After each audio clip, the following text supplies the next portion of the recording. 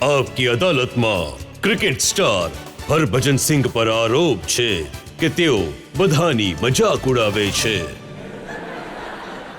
તમારા મજાકના ઘણા કિસ્સાઓ છે મારી પાસે. સૌરવ ગાંગુલી જ્યારે કેપ્ટન હતા, તમે એમનું એપ્રિલ ફૂલ બનાવ્યું. જો એ કપ્તાન તો પછી હતા, પહેલા તો એ ઓબ્વિયસલી અમારી જે માણસ જ હતા. અને અને અમારી ટીમમાં એવો માહોલ હોય છે કે we are like a family. So he was like a elder brother, જેમની સાથે અમે મજા કરતા હતા અથવા એમની સાથે એમને એપ્રિલ ફૂલ બનાવી રહ્યા હતા. ઘણી મજા આવી રહી હતી અને એમને આખી ટીમને એન્જોય કર્યું હતું, દાદાને પણ છોડીને. પણ કારણ કે દાદાની સાથે એ તો ઘણું પ્લાન કર્યું હતું તમે અને યુવરાજે? સર બધાએ પ્લાન કર્યું હતું કે અમે શું કરવાના છીએ કે સૌરવ ગાંગુલી ક્યાંક જાય તો જમીને મીડિયામાં કહી દીધું કે ભज्जी યુવરાજ અને ઝહીર ખાન ગેમને લઈને સિરિયસ નથી અને ઘણી પાર્ટીઓ કરે છે અને ડિફરન્ટ છોકરીઓ સાથે ફરે છે. તો એવું એમણે ક્યાંક તો મીડિયામાં બોલી દીધું હતું અને અમે એના પર પેપર કટિંગ છપાવી લીધા હતા, ડિફરન્ટ ઇંગ્લિશમાં પણ અને હિન્દીમાં પણ અને ત્યાંના લોકલ ન્યૂઝમાં પણ, કોચિંગમાં. તો અમે બીજા દિવસે ગ્રાઉન્ડ પર જઈને બબાલ કરી નાખી કે હું નહીં રમીશ, તમે કેવો આરોપ લગાડ્યો, હું પાર્ટી કરું છું તો હું ક્યારે પાર્ટીમાં જતો જ નથી અને તમે મને કહ્યું કે સિરિયસ નથી. તો અમે ત્રણેય એ અમારી બેગ ઉઠાવી અને જતા રહ્યા ત્યાંથી. અને અમારી સાથે અમારી જે સિનિયર્સ હતા એમને પણ જણાવેલું કે હતું કે આવું કરવાના છીએ. તો દે ઓલ્સો કે સાચી વાત છે કે તું આવું કઈ રીતે બોલી શકે આમના વિશે. તેઓ ઘણા કમિટેડ ક્રિએટર્સ છે. તો ત્યાં પાજી હતા, રાહુલ દ્રવિડ હતા અને બાકી બીજા બધા સિનિયર્સ હતા. એમને પણ અમારો સાથ આપ્યો, ખબર હતી કે શું થઈ રહ્યું છે. તો ત્યાં દાદાએ બોલી દીધું કે જો એવું લાગતું હોય તો હું કાલે જ કેપ્ટનશીપ છોડી દઉં.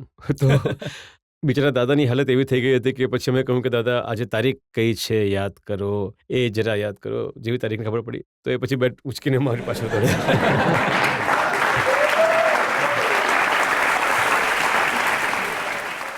એ ચક્કરમાં બિચારો જોન રાઇટ્સ બિચારો સૌથી વધારે પરેશાન થઈ ગયો. એને લાગ્યું હતું કે બહાર પ્રેક્ટિસ માટે છોકરાઓ આવશે. એમણે કહ્યું હતું કે 15 minutes everyone should be out. તો અહીંયા વેઇટિંગ ચાલી રહ્યું હતું. 15ની 20 મિનિટ થઈ ગઈ, 25 મિનિટ થઈ ગઈ, 30 મિનિટ થઈ ગઈ, આવી જ નથી રહ્યા. તો એને પણ પરેશાની થઈ ગઈ હતી કે ખબર નહીં કે શું થયું ટીમમાં. તો એક દરવાજો ખખડાવ્યો હતો. તો અમે લોકોએ કહ્યું કે very serious matter, you just go out. તો એ વગર બનાવે એપ્રિલ ફૂલ પોતે બની ગયો બિચારો. પણ એ પણ સાચું છે કે તમે સચિન તેંડુલકર જેવા લેજન્ડને એમને ઉંચકીને જકુઝીમાં ફેંકી દીધા? નહીં, એ મેં નહોતા ફેંક્યા. એમાં મારા બીજા પણ સાથી હતા. મારી જેટલી મજાલ નથી કે હું સચિન તેંડુલકરને ઉચકીને હું જકુઝીમાં ફેંકું. બટ યા જો સાથે લગાવવો હોય પડે હાથ કે આટલું એટલે જોરથી લગાવવાનું છે 2-3 માણસોનું, તો એ 2-3 નહીં ઉચકી શકશે. તો મેં માત્ર હાથ લગાડ્યો હતો એમને પાણીમાં પાડવા માટે. પણ જે મેઇન કામ હતું એ ઝહીરનું અને યુવરાજ સિંહનું હતું. તો સચિને પ્રોટેસ્ટ ન કર્યું હતું બટ કયા 3 ને ક્યાં એક.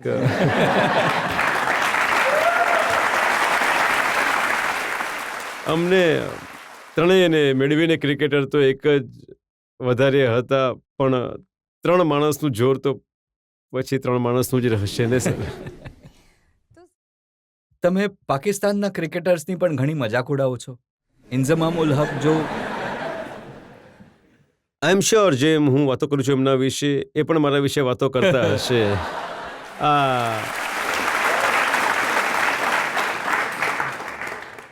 ઇન્જીભાઈ એક એવા ક્રિકેટર છે, એમની ઘણી રિસ્પેક્ટ કરું છું. But he is very funny character. જેમ તેઓ એ જે અંદાજમાં વાત કરે છે અને એમની પોતાની એક રીત છે વાત કરવાની, પ્રેસ કોન્ફરન્સ વગેરે જ્યારે એમની હોય છે તો સ્પેશિયલ અમને જોવા માટે જોઈએ છે કે શું બોલશે આજે ઇન્જીભાઈ. અને ત્યાં જ એક કંઈક પ્રેસ કોન્ફરન્સ ચાલી રહી હતી. પાકિસ્તાન અને ઇન્ડિયાની મેચ હતી. એ મેચ હારી ગયા પાકિસ્તાન. પછી બીજી મેચ હારી ગયા, પછી બીજી પણ હારી ગયા. તો ત્યાં જ્યારે અમે પહોંચ્યા તો પ્રેસ કોન્ફરન્સ ચાલી રહી છે. તો સવાલ કોઈકે પૂછી લીધો કે ઇન્ઝમામ ભાઈ આ મેચ પર મેચ હારતા જાઓ છો કે આ ક્યાંક મેચ ફિક્સિંગ તો નથી? તો ઇન્ઝમામ ભાઈએ ઘણું વિચાર્યું, આમ આવીને બેસી જવાબ આપી રહ્યા હતા. પાછળ થયા, અહીંયા ત્યાં જોયું અને સ્લો મોશનમાં આગળ આવ્યા અને ત્યાં આવીને બોલી શકે શટ અપ.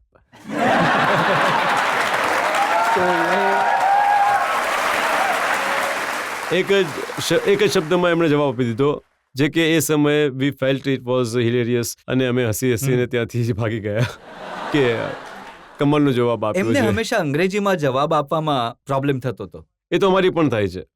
હા, આજે પણ થાય છે. ઘણા બધા ક્રિકેટર છે જેમનો અંગ્રેજી સાથે કંઈક સંબંધ છે જ એવો, અને એમાંથી હું પણ એક છું. ઇન્ઝમામભાઈ પણ છે પાકિસ્તાની, તો ખેર જવાબ નથી.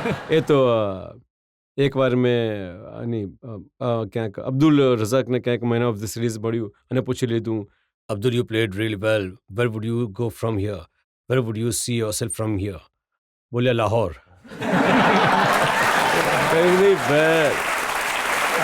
Where do you see yourself? તો બોલ્યા in bowling, in batting. બોલ્યા no, what is next? બોલ્યા લાહોર. તો પછી કીધું ઠીક છે જાઓ યાર, ઠીક છે કે જાઓ તમે, અમે આ મોજ કરતા રહી. તો એવું થાય છે સર, થોડું ઘણું ચાલે છે. પણ તમારી સારી વાત એ છે કે તમે બીજાની મજાક ઉડાવતા પોતાની પણ મજાક ઉડાવો છો. જુઓ, હસવા જેવી વાત હોવી જોઈએ, પછી ભલે એ પોતાના ઉપર હોય કે બીજાના ઉપર હોય. હસો રમો, ખબર નથી ક્યારે બળી જવાનું છે. તો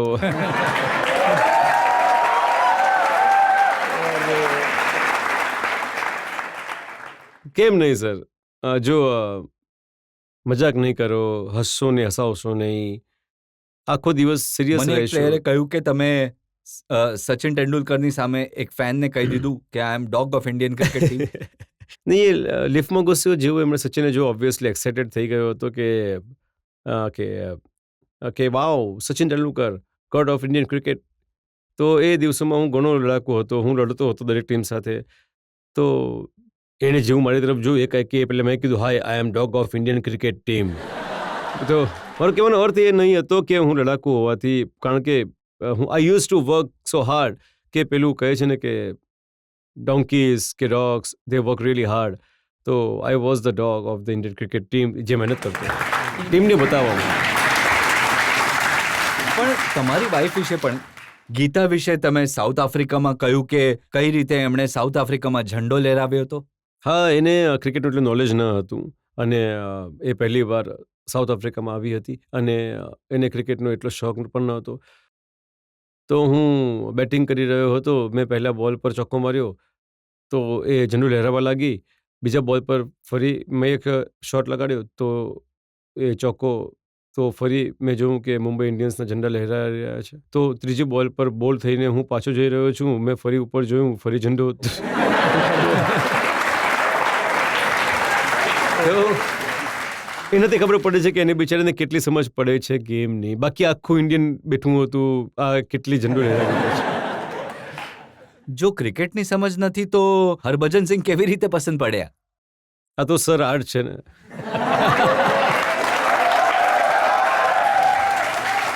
આ તો આર્ટ છે. મહેનત માત્ર ક્રિકેટમાં જ નથી કરી.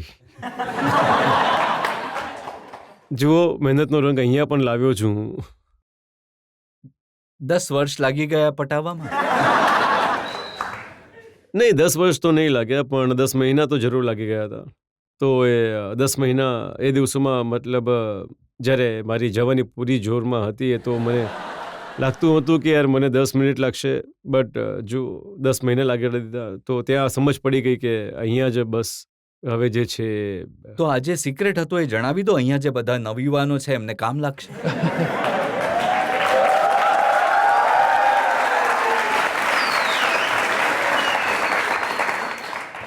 જુઓ, સિક્રેટ એક જ છે કે છોકરીઓને જેટલું હસાવી શકો હસાવો, અને કોશિશ કરો કે એમને રોજ જૂઠું બોલો કે તું ઘણી સુંદર દેખાઈ રહી છે.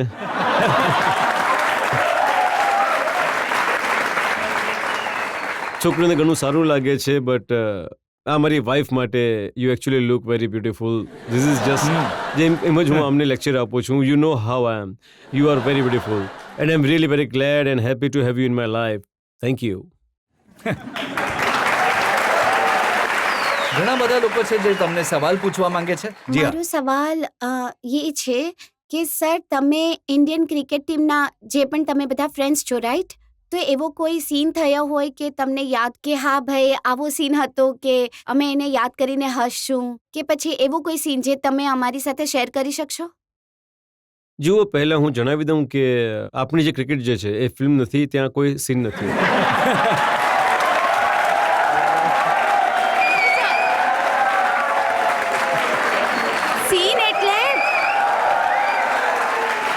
સીન એટલે કોઈ એવો ઇન્સિડન્ટ આમાં થયો ઓલા હોય. ઠીલું બતાવ્યું તને. દેખાડો, ઠીલું બતાવો, સીન ઠીલું એટલે બતાવો કોઈ તમે એને. ઇન્સિડન્ટ થયો હોય જે તમને યાદ રહ્યો હોય, જે તમે અમારી સાથે શેર કરવા માંગશો? ઇન્સિડન્ટ એવો જેવો કે એમણે કહ્યું હતું કે અમે એક મેચ, કંઈ ખોટું કહી દીધું મેં. એ જ એક અમારો, જેમ કે જ્યાં અમે સચિન પાજીને અમે જકોઝીમાં ફેંક્યા હતા, એ ઇન્સિડન્ટ એવો હતો કે એના વિશે હું વધારે હું નહીં જણાવી શકીશ. બટ તમે સમજી શકો છો કે કેટલી હદે મસ્તી થઈ રહી હશે કે પાજી જેટલા આટલા મોટા વ્યક્તિને આટલા વેલ રિસ્પેક્ટેડ છે અમારા માટે અને તમારા માટે, એમને પણ અમે નહીં છોડ્યો. એટલે કેટલી હદે અમે મજાક ચાલી રહી હશે અને એક એવી રાત હશે જે હું જીવનભર નહીં ભૂલી શકું. પણ Thank you, એ પણ sir. સાચું Thank છે you કે so much. સચિન તેંડુલકર પણ કંઈ ઓછા તોફાની નથી. પાજીની સેન્સ ઓફ હ્યુમર ઘણી સારી છે અને હું જેટલો સમય એમની સાથે રહ્યો છું, એમના વન લાઇનરને જે પણ ઘણા જબરદસ્ત છે, જે એમ ક્યારેય લોકોને સાંભળવામાં નથી આવતું. I think you should invite him to come over અને એમની પાસેથી અમુક સ્ટોરી સાંભળશો, ઘણું બધું શીખશો પણ, અને એમની જો હ્યુમરસ સાઇડ સાંભળશો તો ઘણી મજાની છે. ને મહેન્દ્રસિંહ ધોની પણ આવા જ નોન એક્સપ્રેશન વાળા છે જેવા એ દેખાય છે ફિલ્ડ પર? નહીં, ધોની હાર હોય કે જીત કોઈ ફરક નથી દેખાતો? નહીં, ફરક પડે છે. ચહેરા પર ફરક નથી પડતો પણ અંદરથી ઘણો ફરક પડે છે. કેમ કે ધોનીને હું જેટલો ઓળખું છું, હું એ જનૂની છે અને ગુસ્સો પણ આવે છે એને ઘણો, બટ એના ચહેરા પર ક્યારે જણાશે નહીં કે શું થઈ રહ્યું છે. But otherwise he is quite good, Jolly to talk to, અને જેમ કે ટિપિકલ એની એક સ્ટાઇલ છે વાત કરવાની, જે થોડી બિહારની લેંગ્વેજ છે, એ અંદાજમાં એ વાત કરે છે. તો ક્યારેક ક્યારેક સાંભળવામાં ઘણું સારું લાગે છે. જેમ કે ત્યાંના નોર્મલ ગીતો વગાડે છે, ત્યાંના એ જે ભોજપુરી ગીતો. હા, તો એ જ્યારે નાચે પણ છે ક્યારેક, તો એ ભોજપુરી સ્ટાઇલમાં નાચે છે, તો જોવાની ઘણી મજા આવે છે.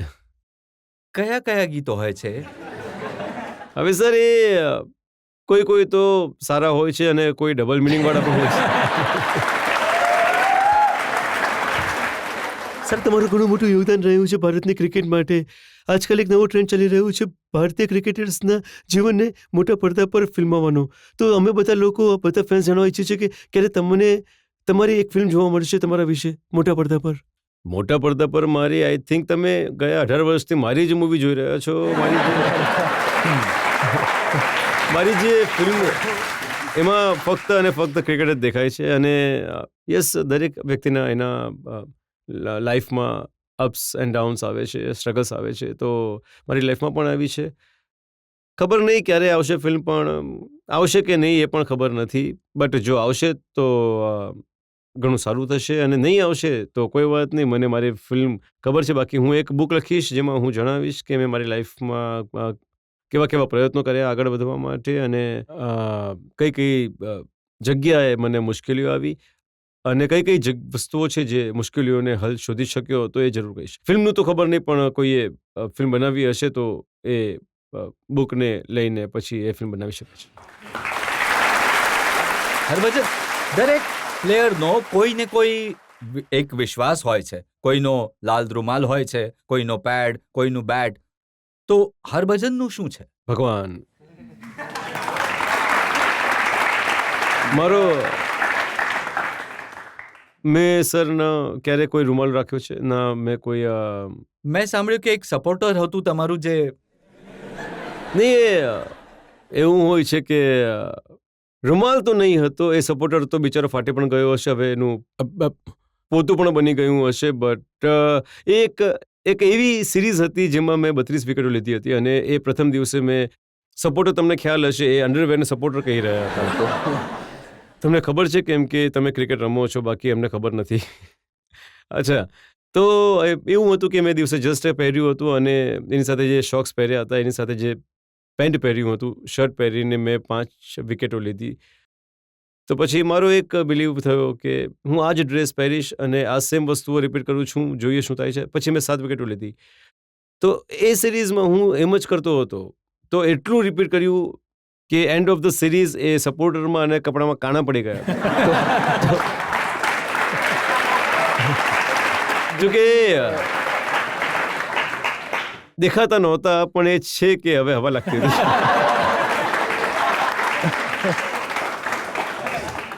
ગરમીઓમાં તો સર થોડી ઘણી હવા લાગવી જોઈએ, નહીં તો શું.